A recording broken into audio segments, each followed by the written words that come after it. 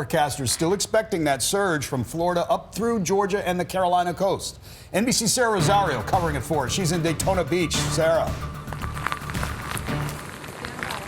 Yeah, Pat and Dave, the eye of Hurricane Matthew is just to the east of us. This storm has arrived here in Daytona Beach, and we're seeing widespread damage all across central Florida as the storm comes in waves. I want you to take a look at where I'm standing right now. You can see part of this roof has been blown off this building, and you see what looks to be parts of a boat also in front of the building as well. This is just some of the damage that we're seeing here, and the worst part is this storm is far from over.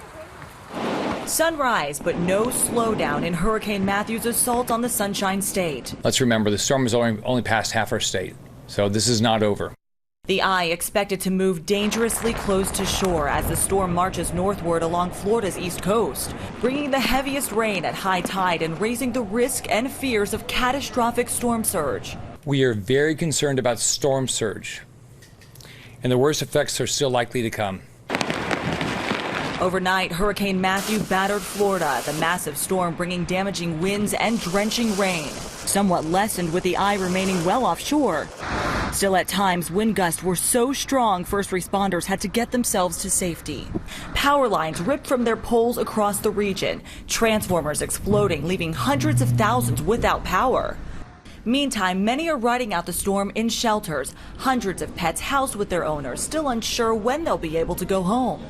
Hurricane Matthew is forecasted to skirt the coasts of Georgia and South Carolina into the weekend, but meteorologists say offshore doesn't mean any less dangerous. If you are in an area that has been told to evacuate and your authorities are telling you that you still have time to evacuate, I want to personally plead with you to get out right now. Millions still at risk as Hurricane Matthew churns in the Atlantic. And as we wait for the worst of this storm to pass, there is a mandatory curfew in place that started at midnight and will run through 7 a.m. tomorrow morning.